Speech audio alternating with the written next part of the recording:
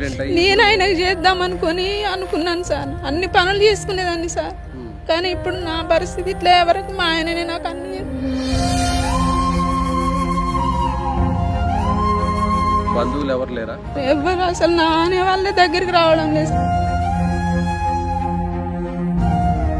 కలిసారా? అక్కడ లోకల్ గా ఉన్న ఎమ్మెల్యేని కలిసారా?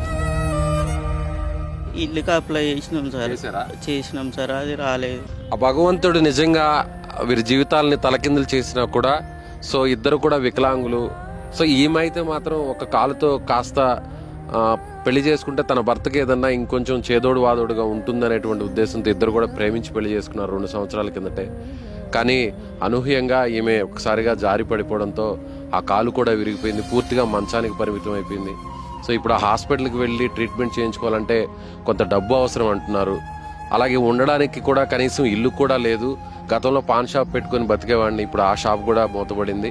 ఎవరైనా పెద్ద మనసు ఉన్న వాళ్ళు దాతలు ముందుకు వచ్చి ఆర్థిక సహాయం చేసి ఏదన్నా మేము సొంతగా వ్యాపారం చేసుకోవడం కోసం ఏదైనా షాప్ లాంటిది పెట్టిస్తే మా జీవితాన్ని ముందుకు తీసుకెళ్తామని చెప్పి ఇద్దరు కూడా కన్నీటి పర్యంతం అవుతున్నారు. అలాగే ప్రభుత్వం కావచ్చు, అధికారులు కావచ్చు, స్థానికంగా ఉన్న నాయకులు కావచ్చు, స్వచ్ఛంద సంస్థలు కొంచెం ముందుకు వచ్చి వీరికి కొంతవరకు సహాయం చేయాలని, పెద్ద మనసును చాటుకోవాలని సుమన్ టీవీ కూడా మనస్ఫూర్తిగా కోరుకుంటుంది. నమస్తే, నేను విజయ్. భగవంతుడు వారి పట్ల చిన్న చూపు చూశాడు. పుట్టినప్పటి నుంచి కూడా ఆ ఇద్దరికి కూడా 2 కాళ్ళు లేకుండా చేశారు. అందులో ఒక మహిళకు మాత్రం కనీసం కర్రలతో పట్టుకుని నడిచేటువంటి ఒక అవకాశాన్ని అయితే కల్పించాడు. కానీ ఇటీవల ఒక ప్రమాదం జరగడంతో చివరికి ఆ కాలు కూడా విరిగిపోయింది. ఇప్పుడు ఆ జంట భార్యాభర్తలు ఇద్దరు కూడా పాక్కుంటూ అలా ముందుకు వెళ్లాల్సిన పరిస్థితి. అయితే ఇప్పుడు పూర్తి స్థాయిలో ఆర్థికంగా చితికిపోయారు, బతకలేనటువంటి పరిస్థితి.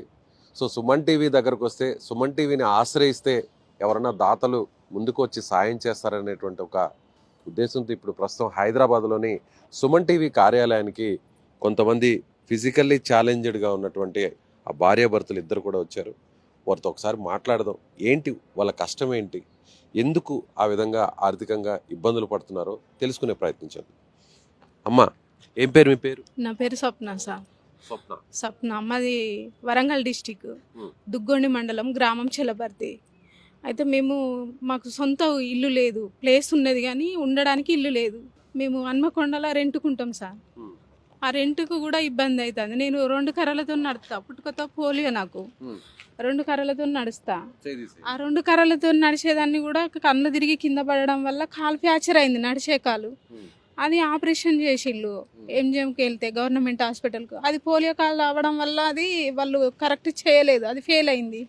మళ్ళీ ప్రైవేట్కి పోతే దాన్ని మళ్ళీ ఆపరేషన్ చేయాలంటే కొంత డబ్బు అడుగుతాను. మేమేమో ఈ పరిస్థితులు ఉన్నాము, డబ్బులు పెట్టుకునే పరిస్థితిలో లేము.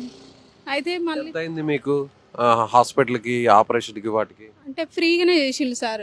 ఆరోగ్యశ్రీ మీద చేసిళ్ళు. కానీ అది ఫెయిల్ అయిపోయింది. మళ్ళీ సక్సెస్ కాలేదు. నిలబడితే గ్రిప్ ఉండడం లేదు, వంగిపోతుంది.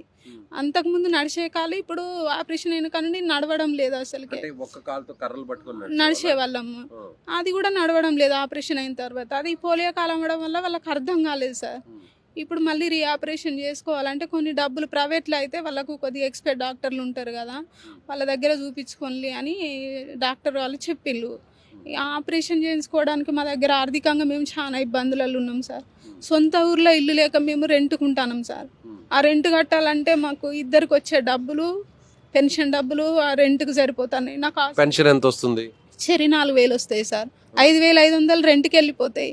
నాకు హాస్పిటల్ ఖర్చులకు సరిపోవడం లేదు. టాబ్లెట్ నెలకు 5,000, 5,500, 6,000 వరకు అవుతాయి టాబ్లెట్లు. బంధువులు ఎవరు లేరా?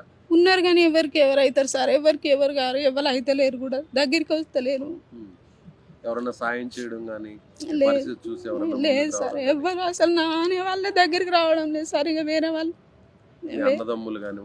అన్నదమ్ములు లేరు సార్. నాకు ఒక చెల్లి ఉన్నది, చెల్లెనే హాస్పిటల్లో అన్ని చేసింది సార్. కానీ మా పరిస్థితి ఘోరంగా ఉన్నది సార్.